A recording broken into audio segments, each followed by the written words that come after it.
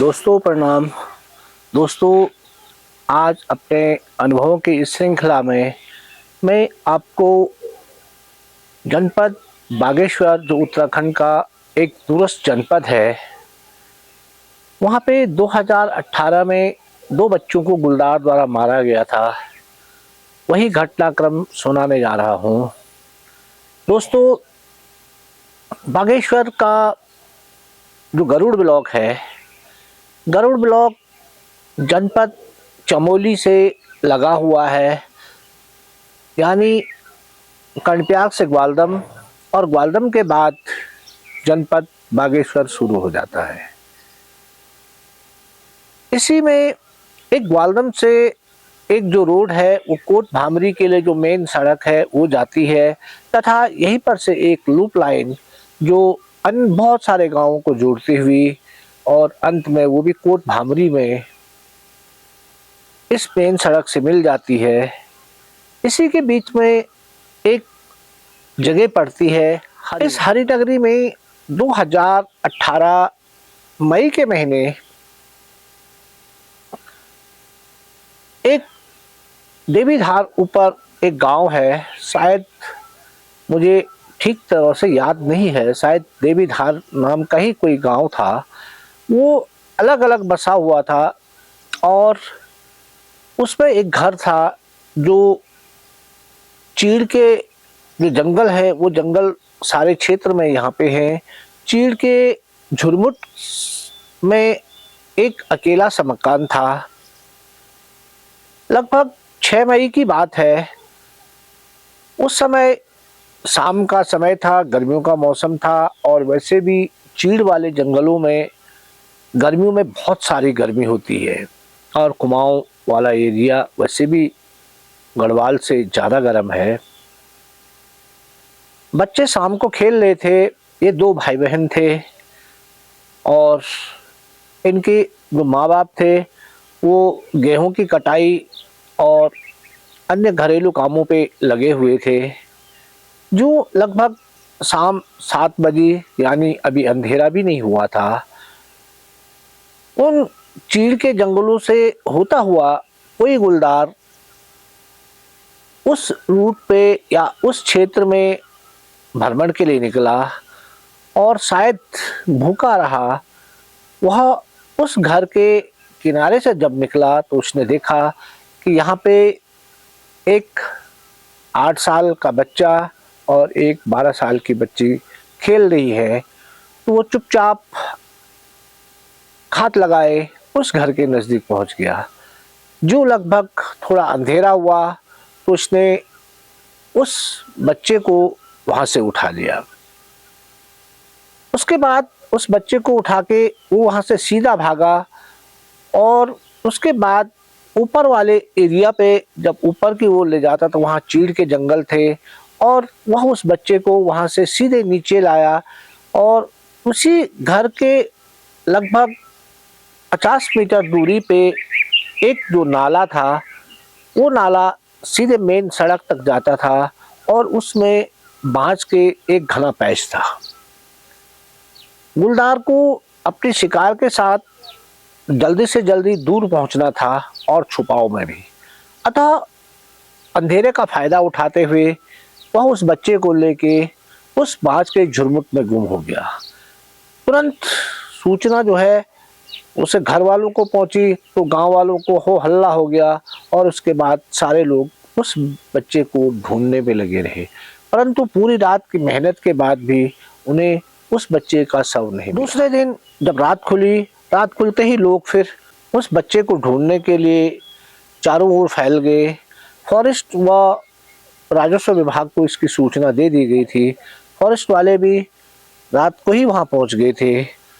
तो लगभग 10-11 बजे उस बांस के झुरमुट में उस बच्चे का शव तो क्या था, गुलदार पूरी रात बैठकर उस बच्चे का अधिकांश हिस्सा खा लिया था उसने, और वो कुछ टुकड़े जो थे वो प्राप्त हुए, और वन विभाग द्वारा इस गुलदार को आदमखोर घोषित करने के लिए वाइल्ड लाइफ चीफ को पत्र भेजा गया।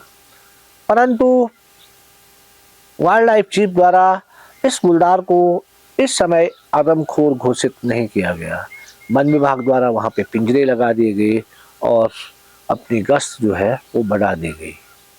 धीरे धीरे समय गुजरता गया, लोग फिर इस घटना को भूलते गए और लगभग 8 तारीख जून आ गया। 1 माह का समय गुजर गया। 8 तारीख जून को काफ़ी गर्मी पड़ रही थी और जो हरिनगरी है, हरिनगरी में जो रूट है, रूट में जो मार्केट, एक छोटा सा एक कस्बा मार्केट है छोटा, उसके जो बैंड है, बैंड के दोनों तरफ दुकानें हैं। उस बैंड के नीचे एक दीवान राम का घर था। घर तो क्या, खाली एक पत्थर की झोपड़ी थी। उसके आगे उसके कुछ खेत और उस बैंड से जो उस कस्बे का पानी जाता होगा एक सूखा नाला था। दीवान राम के घर के नीचे चीड़ और जो बांस के वृक्ष रोपे गए थे उनका घना पैच था और इस नाले की ओर पूरी लैंटीना थी। सरकार द्वारा इतनी योजनाएं चलाई गई, परंतु कहते हैं गरीब का कोई नहीं, केवल भगवान होता है। इतने इंदिरा आवास बांटे गए, इतनी निःशुल्क बिजली दी गई, निःशुल्क अंत्योदय कनेक्शन दिए गए, परंतु इस बेचारे तक कोई भी योजना, कोई भी किसी प्रकार का लाभ 2018 तक नहीं मिला था। जब मैं वहां पहुंचा था तो मैं बड़ा ताजुब कर गया था कि इस समय में भी उत्तराखंड में, जबकि प्रत्येक गरीब से गरीब आदमी के पास अपना पक्का घर है,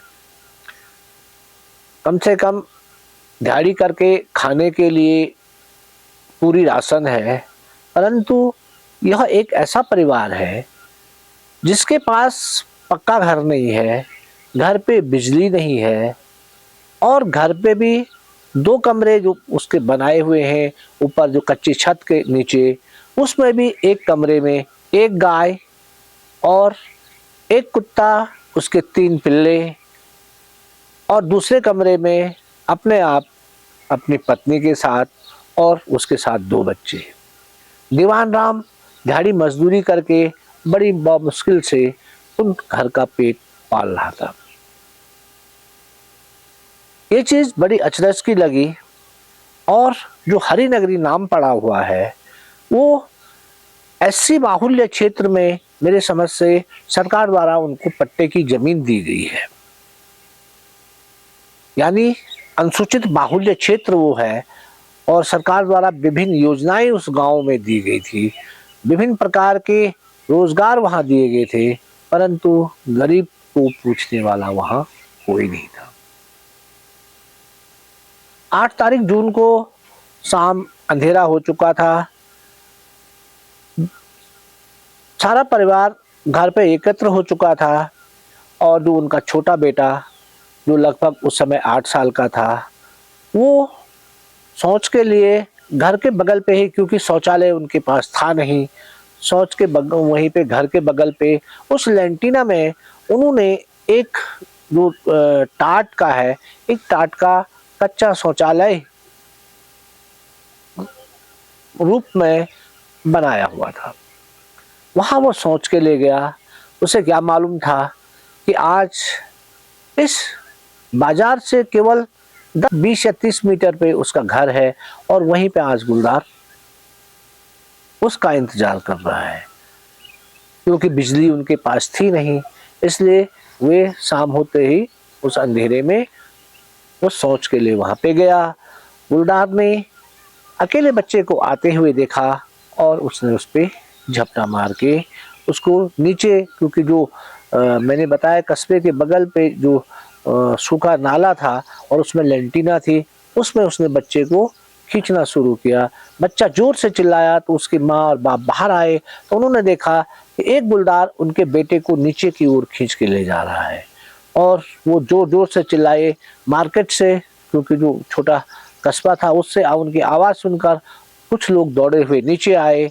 तब तक गुलदार उस बच्चे को लगभग 50 मीटर नीचे की ओर खींच के ले गया था और लोगों ने उन झाड़ियों में जब देखा तो बाद में जब गुलदार को महसूस हुआ कि शायद ये लोग अब मेरे नज़दीक पहुंच चुके हैं और वे उस बच्चे को एक लेंटिना के झाड़ी में छोड़कर भाग गया।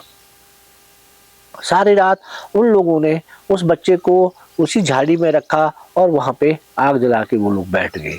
वन विभाग को सूचना दी गई। रात को वन विभाग और राजस्व विभाग वहां पहुंच गए। लोग बहुत गुस्साए और एक प्रकार से गुस्से में थे, क्योंकि इसी क्षेत्र में जहाँ पे ये घटना अब हुई थी उससे 1 किलोमीटर दूर पहले ऊपर चढ़ाई पे एक घटना मई में हो गई थी और ये जून की बात थी। सुबह जब लोगों को ये सूचना मिली तो लोग एकत्र होने शुरू हुए और उसके बाद वन विभाग का बहुत हो हल्ला और उनके खिलाफ बहुत नारेबाजी हुई।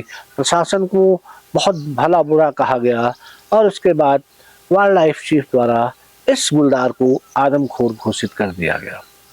परंतु उस उग्र भीड़ में कुछ लोग इस प्रकार के भी थे उस समय जो हरिनगरी दीवान राम के घर के नीचे से लेकर और नीचे शायद नाम सही मुझे नहीं आ रहा, हमसियारी से ऊपर को बहुत सारा जो जंगल था वो चीड़ के वृक्षों के अंदर बांज के नए वृक्ष का रोपण करने के बाद बहुत सुंदर जंगल बनाया गया था।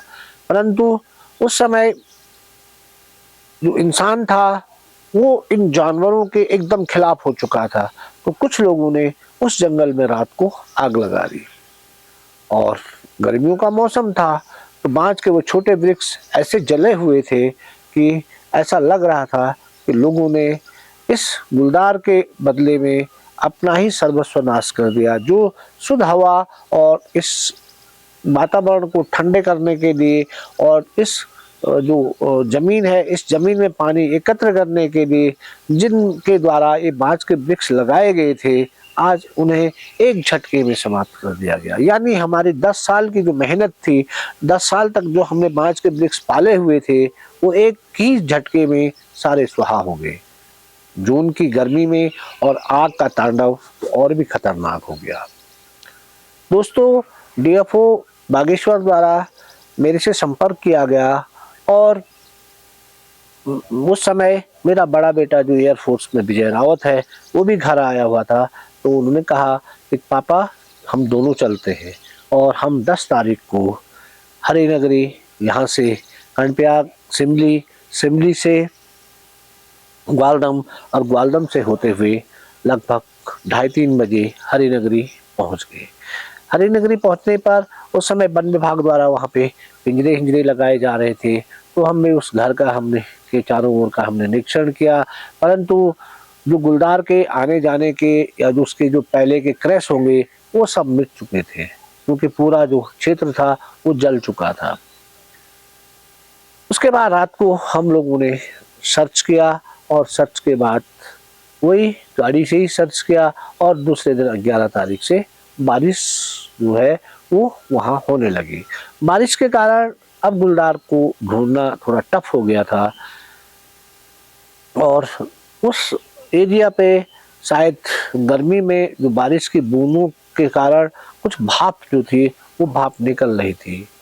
लगभग 12 तारीख शाम को जब हम लोग मूवमेंट के लिए तैयार हो रहे थे तो मैं नीचे गया और मैंने पिंजरे पे कुत्ता जो उन्हीं के जो कुत्ते का पिल्ला था उस पिल्ले को हमने उस पिंजरे में मैंने रखा।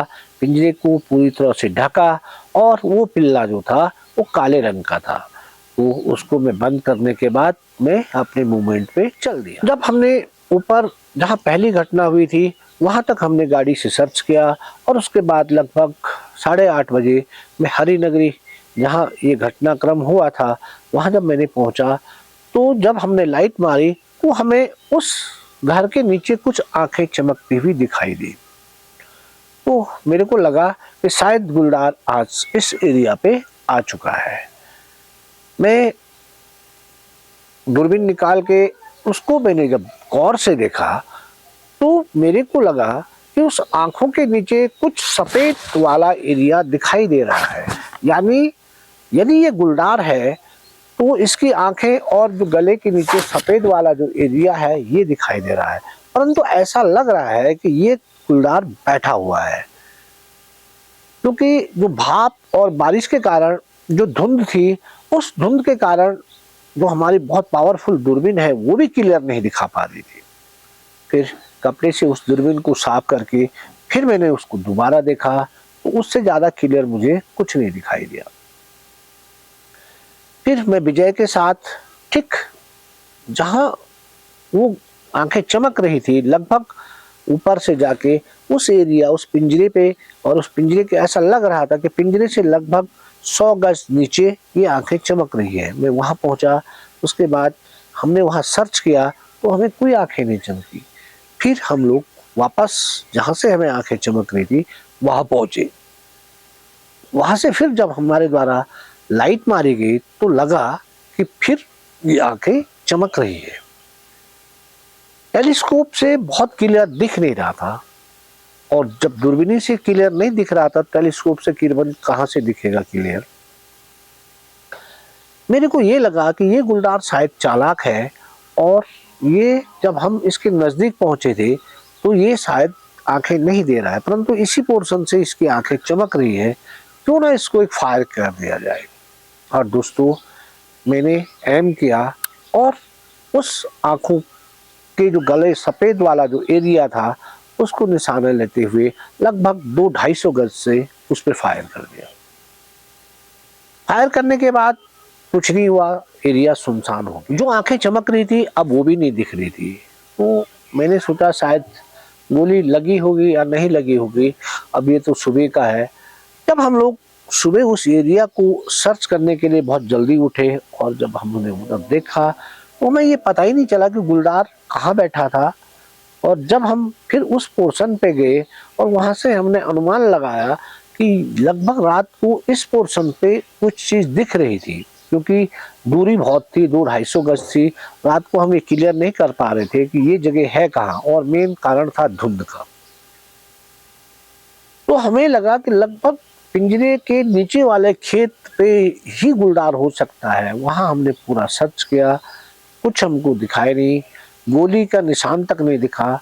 और उसके बाद जब हम ऊपर आए तो जब हमने पिंजरे की ओर देखा तो मैंने पिंजरे में देखा कि पिंजरे में एक सफेद कुत्ता है और जिसको गोली लगी हुई है। अरे, मैं बड़ा ताजुब हो गया, इसके अंदर सफेद कुत्ता कहाँ से आया। जब मैं इस कुत्ते को अंधेरे में बंद करके गया था तो ये तो काला था, परंतु ये सफेद कुत्ता इसके अंदर किसने डाला।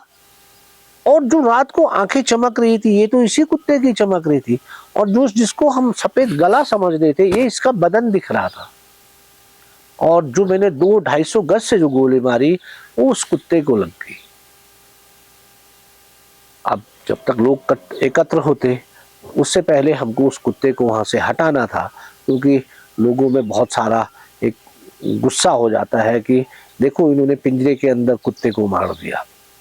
तो तुरंत हमने उस कुत्ते को वहां से हटा के दूर फेंकवा दिया।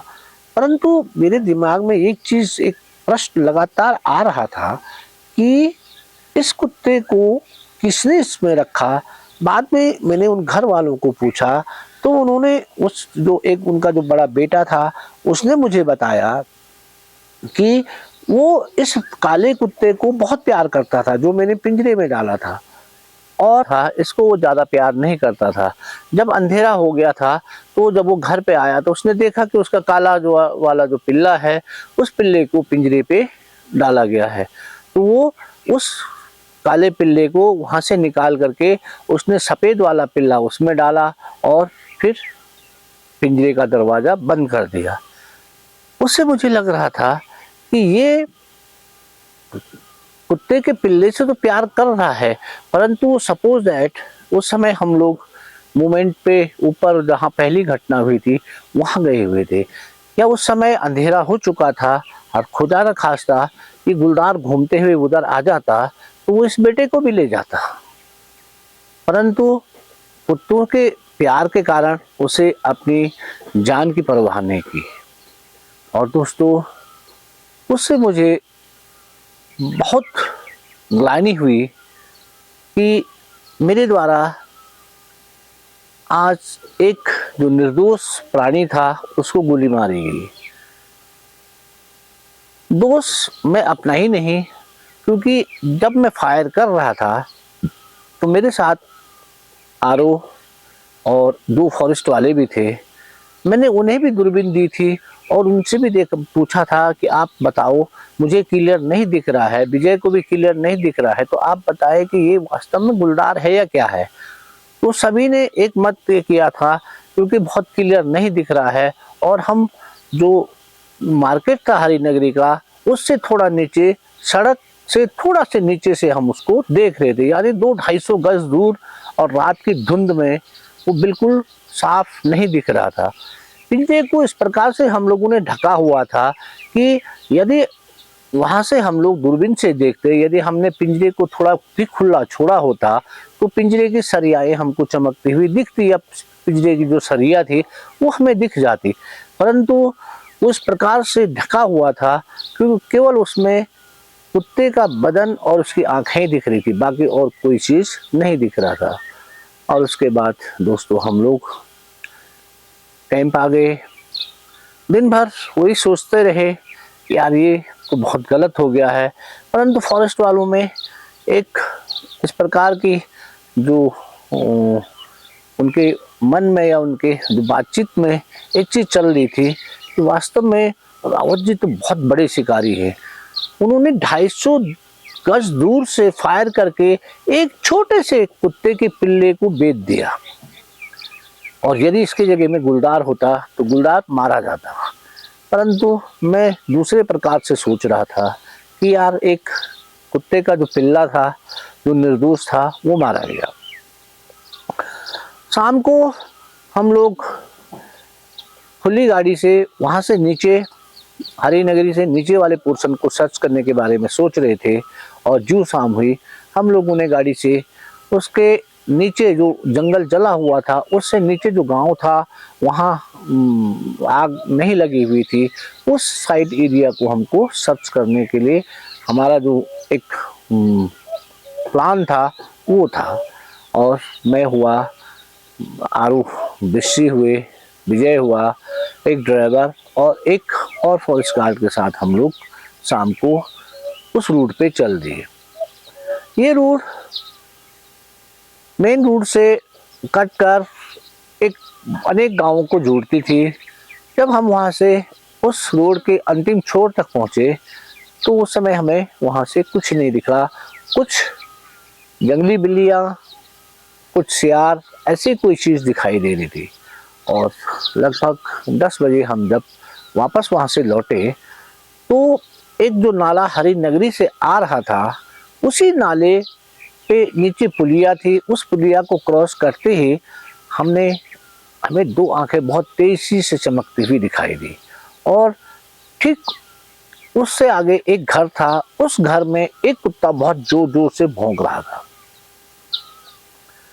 उसके कुत्ते के भौंकने से मुझे मालूम हो गया था कि यहाँ कोई गुलदार बैठा हुआ है, और जब आंखें रिफ्लेक्ट की तो मैं समझ गया कि ये गुलदार बैठा हुआ है। तो मैंने सर्च लाइट बंद कर दी और मैंने ड्राइवर से कहा कि आप तुरंत जो ये पुल है, पुल के किनारे पे तुरंत गाड़ी खड़ी कर देना। और बिल्कुल हमने सर्च लाइट नहीं बाल लेते, गाड़ी की लाइट में हम सीधे वहाँ पे पहुँचे। जिस प्लेस को मैंने उसको बताया था, वहाँ पे आते ही ड्राइवर द्वारा इतनी जोर से ब्रेक मारा गया कि हम जो लोग पीछे खड़े थे हम एकदम गिर गए, और गाड़ी फटक से रुकी। फिर गिरने से थोड़ा आवाज़ हो गई, और जब मैंने लाइट मारी तो मैंने देखा कि हमसे 10 मीटर पे एक गुलदार लेटा हुआ था। परंतु जो हमारे द्वारा वहाँ पे गाड़ी रोकी गई बहुत झटके के कारण, और वो गुलदार फटक से उठ के वहाँ से भाग निकला। ऊपर मैदान वाला एरिया था, वो दूर तक दौड़ते हुए साफ दिख रहा था। परंतु मैंने एम किया, एम करने पर मैंने सोचा यदि मैं इसको चलते हुए मैं गोली मारूं तो कोई ज़रूरी नहीं है कि मेरी गोली इसको लग जाए। तो उन्हें इसको थोड़ा से ये 100-200 मीटर ऊपर टॉप जैसा दिख रहा है, इस पे चले जाएगा, उसके बाद ये नॉर्मल हो जाएगा, तो फिर हम इसको वहाँ देख लेंगे। और उसको मैंने भागने दिया, लाइट ऑफ कर दी। फिर मैं और विजय गाड़ी से उतरे और हम जिस ओर वो गुलदार गया था उस ओर चल दिए। जब हम लगभग जो हल्की सी 100-200 मीटर चलने के बाद तो अब प्लेन एरिया आ रहा था, वहाँ पे पहुँचे तो विजय ने मुझे कहा, पापा यहाँ कोई आवाज़ हो रही है। तो मैंने कहा, आवाज़ कैसे हो रही है? हाँ, कोई चीज़ पार भी कोई चीज़ लग रही है। तो हमने उस ओर जब लाइट मारी तो जहाँ आवाज़ हो रही थी, यानी हमसे केवल 100 गज दूर, तो विजय ने कहा, पापा इसके तो बच्चे हैं। तो हमने देखा कि गुलदार के 2 बच्चे एक पत्थर के ऊपर बैठे हुए हैं और हमारे लाइट के बाद वो उठ के धीरे धीरे चल रहे थे और साथ साथ वो आवाज़ भी कर रहे थे। ओहो, तो मैं समझ गया, अरे यार ये तो फीमेल थी और इस फीमेल के ये बच्चे हैं और उनके शिकार के लिए इस कुत्ते के नज़दीक, शायद घर के नज़दीक बैठी हुई थी। और उसके बाद जो हमने उस गुलदार की ओर लाइट मारी जहाँ गुलदार था, तो हमको लगभग वही 50-60 मीटर पे वो मादा गुलदार बैठी हुई दिखी। एक बार विजय कह रहा था कि पापा इसको फायर करते हैं या नहीं करते हैं। मैंने कहा, यार बेटा, एक तो हम कल एक निर्दोष कुत्ते के बच्चे को हमने मार दिया, और यदि हम इस समय इस गुलदार को मारते हैं, हाँ हो सकता है ये आदमखोर हो सकती है, क्योंकि इसके साथ 2 बच्चे हैं और बच्चों के कारण, भूख के कारण हो सकता है यही आदमखोर हो। परंतु इसको गोली मारने पे हमारे साथ एक साथ 3 मौतें होंगी, क्योंकि ये बच्चे अभी बहुत छोटे हैं और बिना दूध के ये भी मर जाएंगे। इसलिए इसको गोली नहीं मारने में ही फायदा है। और हम लोग वहाँ पर से वापस लौट आए तो आरओ साहब पूछने लगे, रावत क्या हुआ, क्यों नहीं दिखा? मैंने सब दिखा, 1 नहीं 3 दिखे, परंतु इसके साथ तो 2 बच्चे हैं और बच्चे वाले को तो हम मारेंगे नहीं। परंतु ये लग रहा था कि कहीं हो ना हो ये आदमखोर तो नहीं है। और परंतु एक चीज हम बहुत ध्यान से सोच रहे थे, जब जिस रात उस बच्चे को गुलदार उठा के ले गया और उसके बाद गांव वालों ने नीचे से आग लगा दी थी, तो यदि ये अपने बच्चों के साथ वहां होती तो इसके छोटे जो बच्चे थे वो बच्चे उस आग में झुलस जाते। परंतु यदि ये है तो ये बच्चों को कम से कम वहां से 2 किलोमीटर दूर छोड़ के तो नहीं आई होगी। इससे भी लगता है कि ये फीमेल आदमखोर नहीं हो सकती है। खैर, अब हम लोग वहाँ से वापस कैंप आ गए। उसके बाद रात भर हमने और सर्च की, परंतु हमें वहाँ कुछ नहीं दिखा। गांव वालों को पूछते, उन रास्तों को सर्च करते, उस जंगल के रास्तों को सर्च किया हमने, परंतु वही जले हुए के निशानों के अलावा हमें वहाँ और कुछ नहीं दिखा। वैसे भी चीड़ के जंगल में गुलदार की मूवमेंट बहुत कम होती है और जो मेन रास्ते होते हैं उनमें जो क्रैश देता है उसके बाद उसमें चीड़ की पत्तियां गिर जाती हैं और वैसे भी वो दिखती नहीं है। और इसी प्रकार लगभग 15 तारीख आ गई। 15 जून को हम लोग पूरे एरिया को हमने सर्च किया, परंतु अभी तक हम, क्योंकि ओपन मचान या किसी वेट को बंधा के मचानों पे मैं बहुत कम शिकार करता हूँ, उसमें सबसे बड़ी जो मिस्टेक है उस पे कोई भी गुलदार बंधे हुए वेट पे आ सकता है और उसको मारने में 50-50 का ही मैनीटर हो सकता है, यानी मैनीटर 50-50 हो सकता है, कोई 100% नहीं है कि आप जिसको शूट कर रहे हैं वही आदमखोर हो। हाँ, यदि उसके द्वारा कोई किल बॉडी है तो उस पर यदि आप बैठे तो वो 100% हो सकता है, परंतु यदि हम लाइव वेट बंधवाते हैं तो लाइव वेट पे कोई भी गुलदार कभी भी आ सकता है। इसलिए हम यहाँ पे किसी भी लाइव वेट को बांधने के लिए तैयार नहीं थे, क्योंकि गुलदारों का भी हमें ये पता नहीं था यहाँ इस एरिया पे गुलदार कितने हैं। एक फीमेल जो थी वो 2-2.5 किलोमीटर दूर थी, बाकी इस एरिया पे जो गुलदार थे उनका हमें मूवमेंट पता नहीं चल पा रहा था। 15 तारीख जहाँ पे हमारा कैंप था या जहाँ पे उस बच्चे को उस गुलदार ने उठाया था, उसके बाद 20 मीटर पे सड़क और सड़क के 10 मीटर ऊपर एक मकान था, जिस मकान में एक कुत्ता रात को भौंक रहा था। रात को बाहर आके हमने लाइट मारी परंतु हमें कुछ नहीं दिखा और उसके बाद हम सुबह की सर्च के लिए फिर 4 बजे मूवमेंट पे निकल गए। उसके बाद जब हम उजाला होते हुए कैंप पे पहुंचे तो हमारे कैंप पे एक छोटा लड़का जो था, जिनके यहाँ से रात को कुत्ते को गुलदार उठा के ले गया था, वो आया और उसने बताया कि हमारे कुत्ते को कल रात गुलदार उठा के ले गया है। मैंने उससे पूछा आपका घर कितना दूर है? बोला सर यही तो है आपके आगे से। तो बड़ी बात ताजुब हुआ। फिर मेरे को लगा हाँ, रात को कुत्ता भौंक रहा था, परंतु यदि गुलदार इसको उठा के ले गया तो हमें आवाज तो महसूस होती, कुत्ते के रोने की आवाज पता चलती, परंतु आवाज हमें कोई सुनाई नहीं दी। इसका मतलब ये है कि ये गुलदार इस कुत्ते को जब हम सुबह के सर्च पे निकल गए थे उसके बाद उठा के ले गया। वो तो 3 बजे के लगभग बता रहा था, परंतु मेरे को लगा कि उस कुत्ते को लगभग 4:30 बजे के लगभग ये गुलदार उठा के ले गया था। तो मैं उनके घर पे गया, घर पे मैंने देखा उस गुलदार ने उस कुत्ते को कमरे से अंदर जाकर खींच के वो ले गया था। और उस गुलदार की हिम्मत को देखते हुए मुझे ये शक हो रहा था कि हो न हो यही आदमखोर हो, क्योंकि इसकी जो घटना है वो यहाँ से पहले 1 किलोमीटर ऊपर है, दूसरी घटना यहाँ पर है और ये तीसरी जो घटना है वो इसी के बगल पे है। यानी ये फिर शिकार के मोमेंट पे चला और उसके बाद इसको इस कुत्ते का आभास हुआ और ये सुबह इस कुत्ते को उठा के ले गया। घर से थोड़ी दूर वो उस कुत्ते को सीधे घसीट के ले गया था और उसके बाद सीधे उसको चीड़ के जंगल में डाउन में घसीटते हुए ले गया। उसके बाद लगभग 500 मीटर नीचे ले जाने के बाद वो उस कुत्ते को सीधे ले गया, सीधे वाली उस पे 1-2 नाले उसने पार किए। अब वो कुत्ते को लगभग 1 किलोमीटर दूर ले चुका था।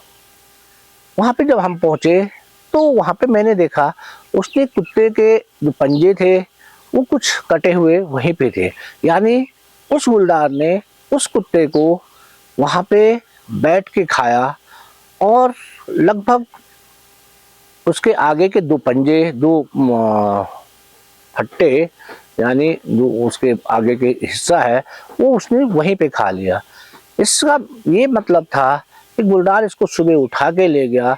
गुलदार इतना भूखा था कि उसको छुपाने से पहले उसने पहले खाना अच्छा समझा और उसको कुछ उसने अपनी भूख वहाँ पे मिटा ली। और उसके बाद फिर हम आगे उसके जो घसीट के निशान थे उस पे चले और उसके बाद फिर वो 1 किलोमीटर उसको और ले गया। यानी घर से 2 किलोमीटर तक वो उस कुत्ते को ले गया। अब उस कुत्ते को वो अब ऐसे नाले पे ले गया था जहाँ फन और इस प्रकार की झाड़ियों से पूरा वो गधेरा भरा हुआ था और झाड़ियाँ थी, काला बासा था, फन थे। वहाँ तक हम लोग उस घसीट तक पहुँच गए और उसके बाद मैंने देखा कि जहाँ पे एक नाला इधर से आ रहा था, एक नाला, छोटे नाले यहाँ से आ रहे थे और उसके बीच में जो टॉप था उसमें फन के नीचे उसने उस कुत्ते को छुपा रखा था। और कुत्ता मिलते ही हमें ये आशा हुई कि अब गुलदार मारा जा सकता है। और उसके बाद हम लोग कैंप वापस लौट आए। नाश्ता करने के बाद मैं विजय और 1-2 फॉरेस्ट वालों को लेके वहाँ पहुँचा और वहाँ हमने उस गुलदार जहाँ पे उसने अपना शिकार रखा हुआ था उससे कम से कम 50 मीटर दूर पे वो 30 के पत्तों के द्वारा एक ज़मीनी छुपाव बना दिया। और बरसात का मौसम तो नहीं था, जून था, परंतु बरसात जो बारिश होने के कारण उस गधेरे में बहुत सारी जोंक पैदा हो गई थी, यानी बहुत सारी जोंकें लगने लग गई थी। लगभग खाना खाने के बाद 3 बजे हम लोग उस स्थान पे पहुंचे अब अपने जेब में नमक खमक ले गए थे क्योंकि जोंक बहुत थी। उस छुपाव के अंदर जाने पे हमने उस अंदर पूरा, ताकि जो जोंक होंगी वो जोंक मर जाएंगी, और हम लोग उसके अंदर बैठ गए। आज धूप चमक रही थी और वो छुपाव इतना बढ़िया था कि कहीं से कोई भी जानवर या कोई उसको अंदर आदमी को महसूस नहीं कर पा रहा था। बैठे बैठे लगभग 5:30 बजे मैंने देखा कि हमारे सामने वाले नाले से एक गुलदार जो है वो हमारी ओर आ रहा है, और धीरे से आके हमसे लगभग 100 गज पे बैठ गया। विजय कह रहा था पापा इसको इस बैठे में फायर कर लो। मैंने कहा थोड़ा इसको और नज़दीक आने दो, उसके बाद क्योंकि ये दिन में आ चुका है तो बहुत इजली है मारना। और लगभग गुलदार फिर उठा। अब वो जहाँ पे उसने कुत्ते की बॉडी रखी थी उससे वो 50 मीटर दूर पे खड़े होके इधर उधर देखने लगा। मेरे को ये टाइम बहुत अच्छा लगा और मैंने इसका एम करके फायर कर दिया। धमाका होते ही गुलदार सीधे वहां से उछल के हमारी ओर आ गया, यानी अब वो जस्ट हमारे नीचे था। मैंने तुरंत राइफल रीलोड की तो गुलदार को ये महसूस नहीं हुआ कि फायर कहाँ से हुई। जब गुलदार हमारे नीचे था तो मैंने गौर से उसको देखा, तो मैंने देखा अरे इसको तो गोली लगी नहीं है, और मैंने तो बहुत इजीली फायर किया था, दिन का फायर था और वो भी 75 गज पे, इसको गोली नहीं लगी। तो मैं फिर दोबारा एम करके जो उसको फायर करने को तैयार था, गुलदार हमारी ओर आने से, क्योंकि हम जब वो हमारी ओर आ गया तो हम ऊपर से उसको यहाँ देख नहीं पा रहे थे, और वो यहीं से बगल से ऊपर निकल गया। उसके बाद हम बहुत मायूस हो गए। इतने नजदीक गुलदार को दिन में फायर करने के बाद गोली इस गुलदार को नहीं लगी, ये कैसे हो गया होगा। और 250 गज दूर उस कुत्ते के पिल्ले पे गोली लग गई। तो ये ऊपर वाले का खेल है कि मारने बचाने वाला तो ऊपर वाला है। जिसको नहीं मरना था उसको 250 गज पे गोली लग गई, जिसको मरना था उसको 75 गज पे गोली नहीं लगी। और उसके बाद हम लोग चुपचाप उसी के अंदर बैठे रहे। बाद में लोग हमें बता रहे थे कि वो गुलदार फायर के बाद आप लोगों से ऊपर आया और उसके बाद एक पत्थर के ऊपर बैठ गया, और उसके ऊपर रोड थी जो पहले किल वाले, उसके लिए जो रोड जा रही थी उस गांव पे, उससे लोग वहां बैठे हुए वहां से उस गुलदार को देख रहे थे और हल्ला कर रहे थे। उनके हल्ले को हम भी सुन रहे थे, परंतु हमें मालूम नहीं था कि ये लोग किस लिए हल्ला कर रहे हैं। और लगभग 7 बजे तक वो गुलदार वहीं बैठा रहा। हम लोगों का प्लस पॉइंट एक चीज ऐसा था, क्योंकि जब गुलदार को हमने फायर किया था तो गुलदार हमारी ओर आया था, यानी गुलदार को ये महसूस नहीं हुआ कि फायर किस ओर से हुआ। गुलदार ये समझ रहा था कि शायद फायर मेरे पीछे से हुआ है, और इसलिए वो हमारी ओर बढ़ा था। और वो हल्का नाला था और हम उस नाले में ऊपर की ओर थे, तो वो नाले फिर ऊपर निकल गया था। यानी ये गुलदार रात को इस कुत्ते की बॉडी पे फिर दोबारा लौट सकता है, इसलिए हम लोग उसी के अंदर बैठे रहे। अपने पे जुझलाहट भी हो रही थी कि यार इतने नज़दीक गुलदार कैसे बच गया होगा। मैंने अपने जेब में टटोला तो मैंने पाया कि मेरी जेब में सिगरेट की डब्बी है और माचिस है।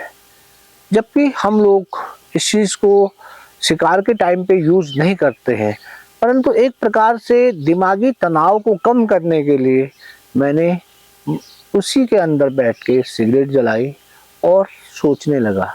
विजय मुझे, क्योंकि विजय मेरे साथ फर्स्ट बार आया था, इसलिए वो रीड कर रहा था कि पापा बहुत परेशान लग रहे हैं। और लगभग 2 या 3 सिगरेट पीने के बाद अब धूप अंधेरा हो चुका था। अब मैं राइफल एक किनारे रख के मैं चुपचाप बैठा, और विजय को मैंने कहा था कि तुम घंटी सुनना, जब घंटी सुन लोगे कि घंटी बज रही है तो मुझे बता देना गुलदार आ गया होगा।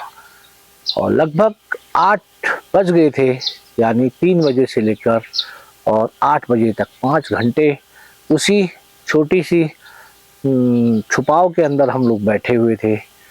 और हल्की टुन-टुन की आवाज़ विजय ने सुनी और विजय ने मुझे हाथ से संकेत करके बताया कि पापा आ गया है गुलदार। मैंने राइफ़ल निकाली और राइफ़ल तो मैंने लूप हॉल बनाया था, लूप हॉल पे रखा और मैंने विजय को कहा तुम लाइट मारो। जो लाइट पड़ी तो मैंने देखा उस कुत्ते की बॉडी के ऊपर एक गुलदार बैठा हुआ कुत्ते की बॉडी को खा रहा है बिना समय गंवाए।